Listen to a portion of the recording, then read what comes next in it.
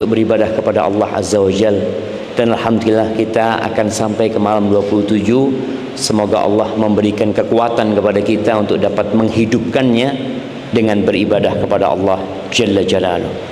Allahumma salli wa sallim ala abdika wa rasulika sayyidina wa maulana Muhammad wa ala alihi wa ashabi ajma'in, amma ba'd.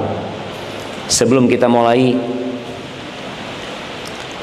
ana ingin kebersamaan kita itu benar-benar secara fisik dan hati.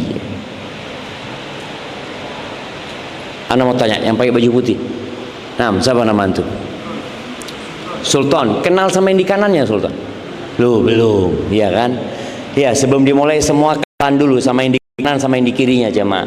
Supaya jangan terasa bersama tapi sendiri-sendiri di sini, jamaah.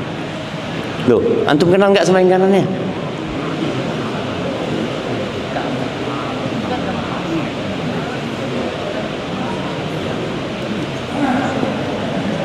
Nah,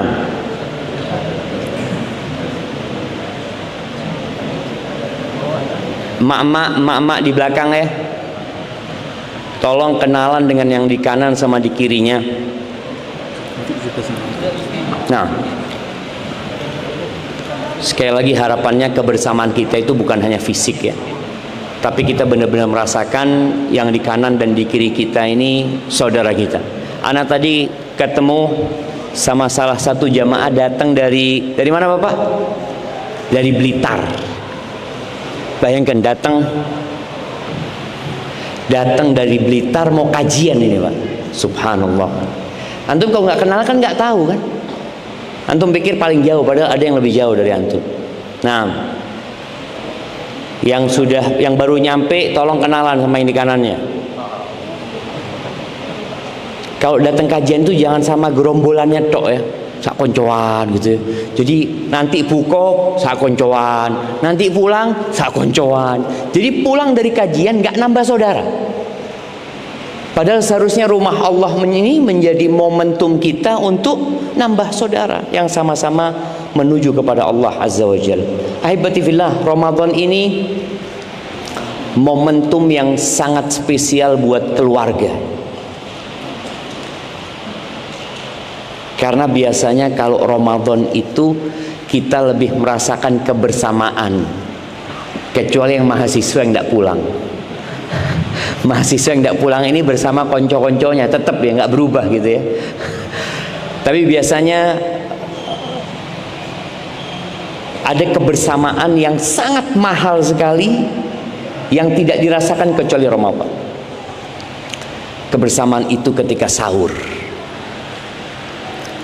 Sepertinya tidak terjadi sepanjang tahun. Ada bapak sama ibu sama anaknya sebelum subuh bangun makan bareng. Pernah itu terjadi di lain Ramadan? Mungkin buat orang yang suka puasa sunnah.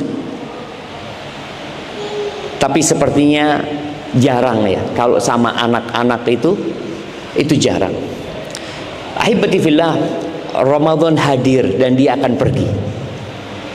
Dia hadir membawa ribuan barokah ya. Bahkan mungkin jutaan berkah dari Allah Azza wa Jalla. Kita masih punya kesempatan ya, 3 malam mungkin, bagaimana memperbaiki kondisi keluarga kita yang seharusnya di bulan Ramadan ini, kalau bicara pelajaran ya, untuk keluarga banyak sekali pelajaran. Yang terpenting diantaranya kita diajarin untuk mengekang nafsu kita. Ternyata nafsu itu bisa diatur gitu loh. Ternyata nafsu itu bisa dikontrol. Ternyata nafsu itu bisa diajak untuk kebaikan. Allah mengatakan innan nafsa la'ammaratun bisu. Sesungguhnya nafsu itu benar-benar memerintahkan kepada keburukan. Tapi ternyata di lain Allah mengatakan ya ayyatuhan nafsul mutmainnah, wahai nafsu yang sudah tenang. Setelah perjuangan panjang, nafsu manusia itu bisa nurut sama kita. Para ulama mencontohkan itu dengan burung elang. Kita tahu burung elang. Burung elang itu nggak mau dekat sama manusia. Terbang pun tinggi. Bikin sarang pun di tempat yang tinggi sekali.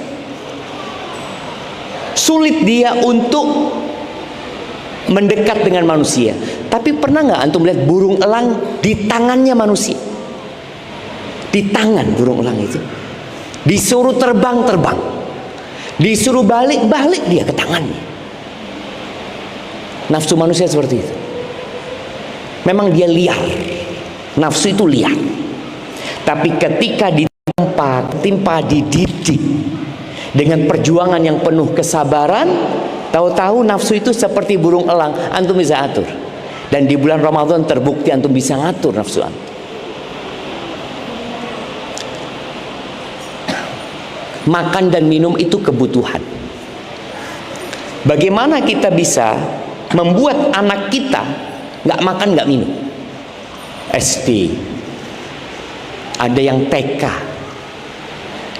bisa dia nggak makan nggak minum sampai matahari terbenam. Kalau anak TK bisa, anak SD bisa, masa orang tua tidak bisa? Tapi sayang kita melihat ternyata masih banyak orang-orang tua yang tidak puasa. Entah ya, apa alasannya? Sakit, uzur. Musafir boleh nggak puasa, tapi sehat. Dalam kondisi dia sudah wajib. Ini anak TK ini nggak wajib puasa. Tapi orang tua bagaimana mendidik anaknya untuk berpuasa, yang tujuannya adalah mencapai takwa. Dan takwa itu tentunya dengan menempa jiwa sehingga kita menjadi orang yang bertakwa nanti. Jadi kalau bicara syahwat ini, Allah Azza wa Jalla mengatakan zuyyina linnas hubbus syahwat. Dicintakan kepada manusia syahwat. Kepada apa? Minan nisa. Syahwat kepada para wanita. Di bulan Ramadan syahwat itu kita tempa. Bagaimana suami istri di bulan Ramadan itu dia bisa tidak berhubungan karena dia tahu nggak halal istriku. Dari sejak fajar terbit sampai matahari tenggelam nggak halal istrinya untuk dihubungi. Padahal istrinya ini yang dia menikah dengan akad sah, disaksikan oleh mungkin puluhan orang, dia punya buku nikah, tapi di siang hari bulan Ramadan enggak. Dan mampu kok, mampu ternyata. Maka syahwat ini anugerah dan ujian. Anugerah dari Allah. Bagaimana syahwat kok anugerah? Ya kalau nggak ada syahwat manusia kepada wanita, wanita tidak ada syahwat kepada laki-laki, sudah selesai. Nabi Adam dan Hawa tidak akan punya anak. Tidak ono wis menungso. Syahwat kepada anak itu syahwat. Orang punya anak, kepingin dia berdoa mohon sama Allah. Kalau ternyata syahwat kepada anak ini tidak ada, yang ada orang menikah tapi bukan untuk punya anak. Makanya sekarang muncul istilah apa? Child free. Nggak punya anak. Dia menentang syahwatnya. Padahal syahwat dia ada ketika dia melihat seorang ibu gendong anak. Ada di diri seorang wanita ini ingin punya anak. Jadi ternyata syahwat itu kita didik di bulan Ramadan ini dan kita mampu. Maka bagaimana apabila di rumah tangga masih terjadi perselingkuhan? Suami masih berzina, istri berzina, puasa engkau. Maka Ramadan ini hadir benar-benar mendidik kita untuk mengontrol syahwat kita. Buat anak-anak kita. Kalau tadi buat orang tua, buat anak-anak kita. Kita ini orang tua sering bermasalah dengan keinginan anak. Banyak anak-anak yang kecil atau sudah mulai remaja, sudah mulai dewasa, orang tua berpikir kalau keinginannya tidak dipenuhi akan membuat kegaduhan itu anak. Makanya kadang-kala anak-anak kalau masuk supermarket itu dia minta sesuatu sama orang tuanya, kalau nggak dikasih apa yang dia lakukan? Menangis, melungker ya, meluser di mana? Wah, orang tua malu, ya Allah, tunggu. Apa kata anaknya? Jazakallah khair, Pak. Dia bilang makasih, dia udah tahu nih. Orang tua berpikir nafsu anaknya ini nggak bisa dikendalikan, bisa dikendalikan. Buktinya anak itu kita didik sekarang di bulan Ramadan. Dia ngomong, ayah aduh aus, kata dia jam 12. Terus belum waktunya, nanti datang waktunya, kata dia. Bentar yuk masuk kamar yuk, ini istirahat tidur. Diajak tidur, dialihkan syahwatnya. Dan ternyata syahwat itu bisa ditunda. Dan berhasil orang tua menunda.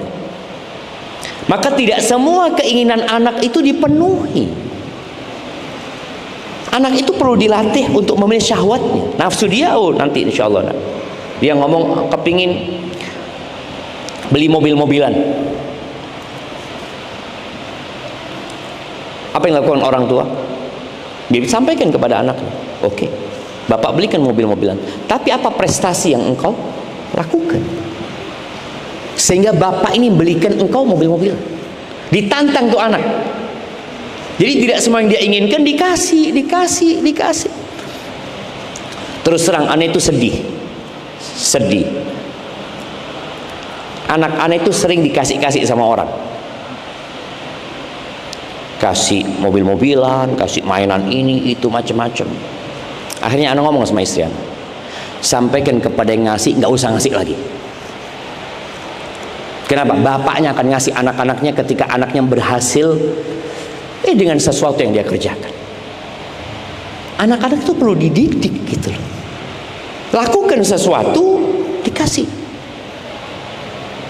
Itu namanya pendidikan, bukan orang tuanya bakhil. Tapi ada anak yang mendapatkan segala sesuatu tanpa perjuangan. Dia tumbuh besar jadi generasi yang sekarang disebut apa? Generasi strawberry. Dia nggak melakukan apa-apa, dapat semuanya sudah. Maka para orang tua di bulan Ramadan ini ternyata engkau bisa melakukan itu kepada anak-anakmu, dan ke depan bagaimana terus itu dijalankan. Tapi yang terakhir, siapa yang masih suka marah di rumahnya di bulan Ramadan? Atau siapa yang di bulan Ramadan ini berubah? Yang awalnya temperamental ya, suka emosi, di bulan Ramadan jadi enggak ya, marahnya jarang lah sama istri. Nah, jemaah, anak mau dengar pengalaman antum. Iya, berikan kepada beliau.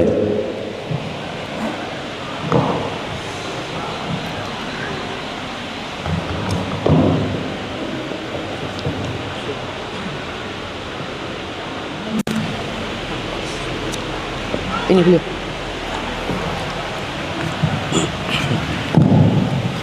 Assalamualaikum warahmatullahi wabarakatuh. Waalaikumsalam warahmatullahi wabarakatuh. Nama saya Fahrul Hamzah dari Arjasa. Masya Allah. Jadi udah berapa lama menikah Mas Fahrul ini? 2008. 2008. Oh, Masya Allah. 16 tahun. Nikah muda dulu Ustaz. Masya Allah. Sekarang masih muda, udah tua sekarang. 35. Iya, gimana Mas Fahrul? Ini kebetulan anak pertama saya. Masya Allah. Ini saya ajak, ini santri Al-Islah Bondowoso. Masya Allah. Tempatnya Ustaz Toha situ. Betul. Sekarang udah kelas 2 KMI. Alhamdulillah. Nah, sedangkan saya sendiri tidak punya pengalaman mondok. Dulu alumni Unmuh Jember Muhammadiyah. Nah, namun sekarang setelah anak-anak saya mondok, ini sudah pengalaman mulai dari kelas 3 SD saya mondokkan. Dulu di pondok salaf, sekarang saya pindah di pondok modern. Lulus SD itu sudah 2 tahun di Bondowoso. Yang saya rasakan apa yang Ustadz sampaikan barusan. Nah, ini yang saya rasakan sekarang di bulan Ramadan. Saya ketika perpulangan anak saya ini hari sebelum hari raya, saya merasa seperti santri petugas keamanan sekarang. Nah, saya lihat di HP pondok-pondok pesantren di Instagram itu yang keren-keren itu kan santri keamanan, petugas keamanan, ustadz bagian keamanan. Nah, sekarang ini 7 hari sudah. Kan baru pulang 10 hari Iya, tinggal 3 hari nih. Seminggu di rumah. Nah, saya merasakan itu dari awal saya seperti menjadi petugas keamanan pondok. Jagain anak. Nah, ada tugas baru. Subuh suruh bangun, molet-molet. Akhirnya kan emosi. Zuhur, ayo ke masjid lagi. Telat. Nah, artinya ya itu tadi apa yang disampaikan, siapa yang marah-marah? Ya saya sekarang ini. Jadi 1 minggu ini saya seperti merasa seperti petugas keamanan pondok. Kerjanya marah-marah tapi untuk ibadah. Kerjanya marah-marah. Nah, ini kok sulit sekali. Seperti halnya di pondok itu teratur 5 waktunya, kok nyampe di rumah ini kalau udah ada saya rasanya kok nggak ke masjid gitu. Mungkin takut gitu kalau ada saya. Nah, gitu kan. nah. Jadi pengalamannya ya apa yang nyambung apa yang disampaikan Ustadz barusan, seminggu Tapi ini masih bisa nahan emosi. ya bisa, cuman ya ayo itu tiap hari itu ya itu seperti petugas keamanan pondok itu sekarang. Masya Allah, Masya Nah, Allah. ini mungkin ada masukan di mumpung anaknya ini saya bawain. Insya Allah sampai 3 hari ke depan ini. Ada 3 hari waktunya ya. Nah, kayaknya perlu ikut iktikaf di sini nih. Dari pondok pulang ke masjid gitu ya. Tapi Mas Fakhur, Masya Allah, barakallahu Terima fiik ya. kasih. Assalamualaikum warahmatullahi wabarakatuh. Waalaikumsalam warahmatullahi wabarakatuh. Baik. Jadi memang harapan orang tua. Siapa nama anaknya? Radif bin Fakhrul. Nah, harapan orang tua semua ya. Ketika anaknya pulang pondok itu dia ke masjid, tidak usah dibangunkan ya. Masya Allah, soft pertama gitu ya. Harapan orang tua sampai rumah ternyata enggak. Kenapa? Jadi sistem di pondok itu yang terkadang membuat anak itu harus ke masjid. Tadi disebutkan ada petugas keamanan.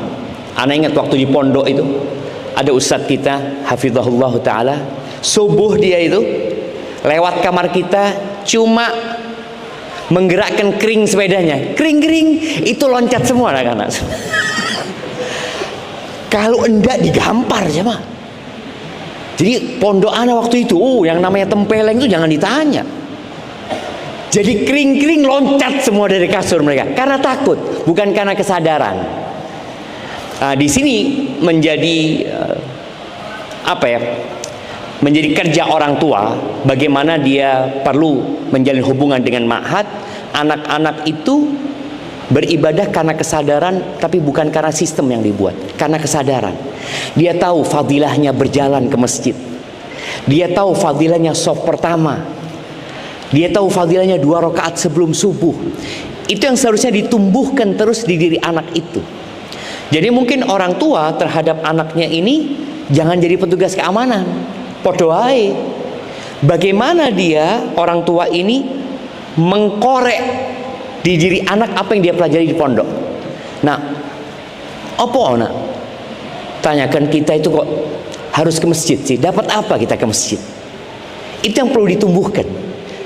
Sehingga ketika dia tahu di masjid dapat 27, di rumah dapat 1, dia rugi kalau sholat di rumah. Setiap orang kalau berbicara bisnis, ya rugi lah. Umpamanya dia buka warung depan rumahnya, takjil lah. Buka takjil depan rumahnya, ya laku 100. Tapi ke jalan raya laku 2.700. Kemana dia? Berangkang dia ke jalan raya. Itu yang perlu ditumbuhkan diri anak. Jadi jangan jadi petugas keamanan lagi orang tua, tapi duduk sama anak, bukan pas waktunya tidur diajak ngomong, ya enggak. Malam sebelum tidur diajak ngobrol ya, bicara tentang fadilah sholat berjamaah di masjid ya. Terus ditumbuhkan seperti itu. Kemudian orang tua membantu anaknya supaya bisa bangun di pagi hari di subuh itu, dengan malamnya disuruh tidur lebih awal. Anak di rumah, anak-anak lihat jam 9 handphonenya sini semua, anak ngomong sudah tidur. Anak punya anak Yusuf ini, di sini ada. Dia mintanya, "Baba, anak mau main sampai jam 10 malam." Kalau sudah sampai jam 10 bangunin untuk sholat tahajudnya, tidak bangun-bangun karena dia capek memang. Maka di sini orang tua juga perlu mengontrol anaknya, memberikan arahan. Sudah, kalau engkau kepingin bangun subuh, nggak dibangunin ya. Subhanallah jamaah, manusia itu punya sinyal ya. Dia sudah cukup tidurnya. Umpamanya kalau orang tidur jam 8, nggak mungkin jam 5 bangun dia. Kalau jam 8 mungkin jam 2 dia sudah towuk gitu ya. Ya Allah, towuk, mau tidur lagi nggak bisa. Rajib tidur jam berapa malam? Kalau 12 itu. Itu kan berarti kan ada yang salah sebenarnya, sehingga orang tua bangunkan anaknya. Orang tua yang sudah dewasa kadang-kala waktu tidurnya nggak perlu banyak-banyak, tapi anak-anak masih butuh waktu yang lebih panjang kadang-kala. Mungkin dengan cara seperti itu, dan nggak perlu tadi jadi petugas keamanan yang akhirnya emosi, marah-marah ya. Dan emak-emak juga kadang-kala, emak-emak ini bicara emosi, bangunkan anaknya untuk sholat asar. Orang tua ada yang tahu anaknya ini sulit bangunnya, ada yang cepat bangunnya. Kita tahu semua sama anak kita. Ada anak yang cuma diginikan, bangun dia. Ada yang butuh waktu panjang untuk sahur, kadang-kala sampai dibawa berdiri, duduk di kursi, medem ya. Ayo, ada yang kayak gitu, ada yang kita tahu. Maka orang tua harus menyediakan waktu, space waktu ya. Oh, ini azan jam 3 umpamanya. Anak ini harus dibangunin mulai jam 2.50. Karena proses 10 menit itu waktu untuk membangunkan. Tapi kalau kita bangunkan pas azan, yang ada marah-marah. Bu Mari ini telat nanti ini sudah. Maka kita yang perlu tahu dengan kondisi anak kita sambil didoakannya. Maka kalau kita lihat urusan sholat khususnya jamaahnya, Allah mengatakan wa'mur ahlaka bis-sholati wastabir 'alaiha. Suruh keluargamu mendirikan sholat, suruh anak-anakmu sholat, suruh istrimu sholat. Wastabir, bukan wasbir. Ada bahasa Arab wasbir, ada wastabir. Wastabir ini sabar ekstra. Dan sabarlah engkau ketika nyuruh anak-anakmu sholat, karena ini akan jadi pahala buat orang tuanya nanti. Nanti ketika orang tua yang sudah dewasa, udah tua, dia terus dapat pahala. Ini aku yang ngajari anakku sholatin. Jadi mungkin perlu kesabaran lebih, dan baca doanya Nabi Ibrahim. Apa doanya Nabi Ibrahim untuk sholat? Rabbi ja'alni muqimas shalah. Nabi Ibrahim doa begini namanya. Rabbi ja'alni muqimas shalah. Ya Allah, jadikan aku orang yang mendirikan sholat. Nabi minta, padahal beliau yang ngajak orang sholat. Tapi beliau minta sama Allah, Rabbi ja'alni muqimas shalah wa min dzurriyyati, dan dari anak-anak keturunanku ya Allah, jadikan anak-anakku semua orang yang mendirikan sholat. Nah, maka di bulan Ramadan ini menjadi momentum penting buat orang tua tadi untuk mendidik anaknya. Selama ini dititipkan ke pondok, yang didik siapa? Pondok. Pikirnya langsung jadi gitu kan, mulai langsung jadi. Ternyata enggak. Kita perlu juga berjuang gitu loh. Barakallahu fikum. Taib. Kemudian ada pendidikan disiplin ya. Pendidikan disiplin yang kita rasakan di bulan Ramadan ini. Disiplin apa? Disiplin makan dan tidak makan. Kita urusan makan disiplin, azan tidak makan. Dan waktunya makan disiplin juga. Bolehkah kita makan sebelum terbenamnya matahari 30 detik? Boleh enggak? 30 detik cuma. Kita sudah puasa seharian ya. Dilihat, ya Allah ini kayaknya azan jam 5.30. Ana mau berbuka jam 5.29.30 detik. Boleh enggak? Ustaz, cuma beda 30 detik Ustaz. Bisa ditawar? Tak bisa jawab. Tak bisa. Ini nunggu pukul jemaah. Barakallahu fikum. Baik, kalau ada pertanyaan tafadhol. Naam. Oh. Terkait ini Ustaz. Lebaran kan identik dengan mudik Ustaz. Nah, lebih utama mana Ustaz? Mudik kepada orang tua atau kepada mertua Ustaz? Karena kadang juga istri kan bingung Ustaz. Kita harus berkunjung ke mertua karena istri yang minta, terus kita juga harus berkunjung ke orang tua karena orang tua yang minta, kita jadi bingung Ustaz. Itu gimana yang lebih utama Ustaz? Mertua antum berapa? Satu. Oh, baru satu ya. Nah, iya jemaah. Ini pertanyaan seharusnya tidak ditanyakan sekarang jemaah. Kita ini belum Lebaran sudah tanya urusan Lebaran. Kita masih puasaan ini. Tapi memang menjadi fenomena yang menyedihkan ya.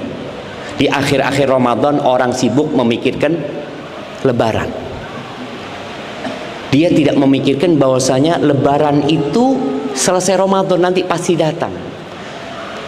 Sedangkan Ramadan ini harus full. Allah mengatakan walitukmilul iddata, agar kalian menyempurnakan bilangan Ramadan itu. Ada orang yang puasa 20 hari, 10 hari terakhir sudah mulai malas, mulai loyo, ibadahnya mulai berkurang, padahal seharusnya dia semangat. Kenapa? Karena mikirkan mudik. Insya Allah nanti mudik ke tempat orang tua apa mertua ya, sudah mulai belanja oleh-oleh ini dan itu. Baik, karena sudah ditanyakan ke orang tua apa ke mertua. Ini pertanyaan kepada bapak-bapak, ke orang tua apa ke mertua? Orang tua. Baik, mama anak tanyain, ke orang tua apa mertua? Mama. Ke orang tua apa mertua? Nggak ada yang jawab. Pasrah kayaknya dia cuma. Nah, subhanallah ya. Ketika seorang wanita sudah menikah, di situ ada proses yang sangat sakral ya, peralihan tanggung jawab, di mana orang tua mengatakan kepada menantu laki-lakinya, ada serah terima di sini dari bapak mertua atau dari bapak istri kita kepada kita. Dia bersyahadat, dia memanggil nama kita, lalu dia mengatakan, ya fulan, zawwajtuka wa ankahtuka makhtubataka binti, aku nikahkan engkau, aku kawinkan engkau dengan pinanganmu ini, putriku fulana, dengan mahar sekian, dibayar tunai. Antum katakan qabiltu. Selesai.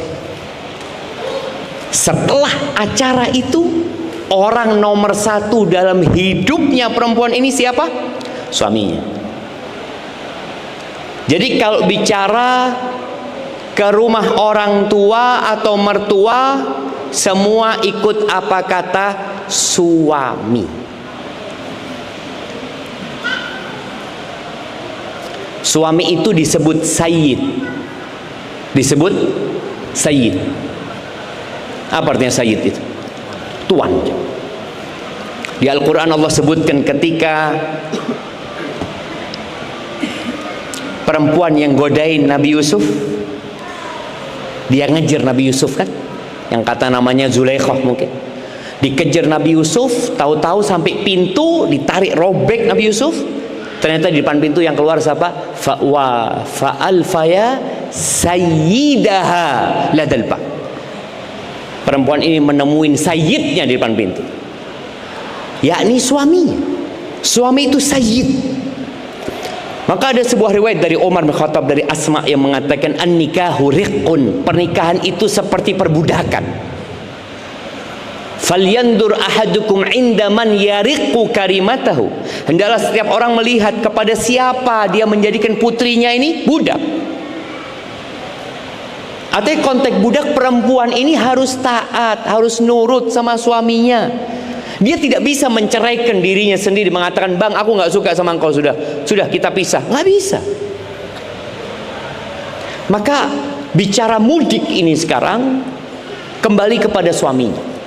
Jadilah engkau seorang istri yang kata Allah, fassalihatu qanitatun hafizatun lil ghaib. Wanita-wanita yang solehah itu adalah yang taat, yang nurut sama Allah, nurut sama suami. Ketika suami mengatakan kita lebaran rumah bapakku. Bang, kan tahun kemarin sudah, Bang. Tahun sekarang rumah bapakku. Enggak, rumah bapakku. Harus nurut apa tidak? Nurut. Dan seorang anak laki-laki, ingat, tidak ada serah terima kepada istrinya. Nggak ada ceritanya, aku serahkan engkau anakku. Kadangkala ya, ana lihat ada beberapa proses akad nikah yang ada serah terima jemaah. Dari pihak keluarga laki-laki mengatakan, iya kami menyerahkan putra kami seperti ini. Dari pihak perempuan nggak ada serah terima, itu terjadi antara bapak kemanten putri untuk laki-laki. Makanya Nabi SAW menekankan jamaah, bagaimana seorang wanita itu tidak akan menegakkan haknya Allah sampai menegakkan hak suami. Jadi ke rumahnya siapa? Terserah suami. Terserah suami. Jadi sebagai seorang suami, dia mengatakan, enggak, aku mau kamu orang tua. Aku mau berbakti sama orang tua. Istri tidak punya kewajiban berbakti kepada mertua. Ingat, istri tidak punya kewajiban berbakti sama mertua. Suami tidak punya kewajiban berbakti kepada mertua. Tapi istri punya kewajiban berbakti kepada suami. Ketika bicara berbakti kepada suami, dia berbakti kepada keluarganya suami. Bagaimana yang membuat suaminya senang, suaminya bergembira. Jadi intinya adalah suaminya. Apa yang disukai suami, ya bismillah dijalankan. Ketika suami mengatakan, enggak, aku mau ke tempat bapak tuh. Istri wajib taat sama suami, bukan taat sama bapaknya suami ya, bukan. Tapi taat sama suami. Kemudian ada istilah, Ustaz, kan sama-sama orang tua, Ustaz. Para wanita walaupun sudah menikah, dia tetap wajib berbakti sama orang tuanya. Tetap. Bukan berarti dengan dia menikah dia nggak wajib berbakti, enggak. Selama tidak bertentangan dengan perintah suaminya, silahkan. Mama izin sama suaminya, bang aku mau lebaran di tempat orang tua bang. Kata suaminya boleh, bismillah nggak apa-apa, sudah. Tapi bukan berarti suami harus ikut sama istrinya, mungkin suami di tempatnya orang tuanya. Jadi seperti itu. Jadi jangan bingung. Kita ini perlu menunjukkan siapa pemimpin di dalam rumah. Ar-rijalu qawwamuna 'ala nisa. Laki-laki adalah pemimpin, engkau yang menetapkan. Dan para istri, kalau engkau ingin suamimu lebaran di tempat orang tuamu, bagaimana istri pandai mengambil hati suami? Bukan dia nyuruh suami, dia memohon kepada suaminya. Dan mudah-mudahan suaminya memberikan izin sehingga mereka mudik ke tempatnya orang tua wanita. Dan tidak dikatakan durhaka seorang wanita yang ternyata selalu lebarannya di rumah suaminya, tidak dikatakan durhaka. Karena orang tua mengatakan, nak kau itu sejak menikah kok lupa sama orang tua, kok sekarang lebaran terus di rumahnya suamimu, tempatnya mertuamu, kapan di rumahnya ibu? Kadang-kadang orang tua seperti itu, sehingga dipikir anaknya ini durhaka. Tidak. Apabila anak itu taat dan nurut sama suaminya, tidak dikatakan durhaka. Selama sang suami tidak melarang istrinya untuk silaturahim kepada orang tuanya. Karena waktu silaturahim panjang sepanjang tahun ya, bukan hanya pada waktu lebaran. Makanya nasihat ana, kalau nikah yang satu kota. Jadi nggak ada acara mudik-mudikan. Udah satu kota itu, hari itu bisa ke tempatnya orang tua, bisa ke tempatnya mertua semuanya. Apalagi kalau nikah sama tetangga, itu lebih masya Allah lagi jemaah. Naik beca udah nyampe kalau perlu beca. Barakallahu fiik, itu yang dapat kita sampaikan pada kesempatan kali ini. Harapannya kita semua berubah menjadi lebih baik dalam keluarga. Dalam keluarga kita lebih disiplin, kita lebih bisa mengontrol nafsu kita. Sebagai seorang suami menundukkan pandangannya, sebagai seorang anak taat dan nurut sama orang tuanya. Kemudian berkaitan dengan ya anak-anak kita, jangan lupa untuk terus mengajarkan kebaikan kepada anak kita. Tadi jangan capek, jangan lelah mengajak anak, apalagi sampai menjadi satpam atau bagian keamanan di pondok ya. Insya Allah mudah-mudahan ke depan anak-anak kita ini tumbuh kesadaran, tidak perlu dibangunkan, tapi dia yang bangunkan orang tuanya. Ayah, masjid ayah, Masya Allah. Kapan? Wallahu alam, nanti ditunggu gitu waktunya itu ya. Kapan insya Allah? Mulai malam ini insya Allah ya. Barakallahu fikum.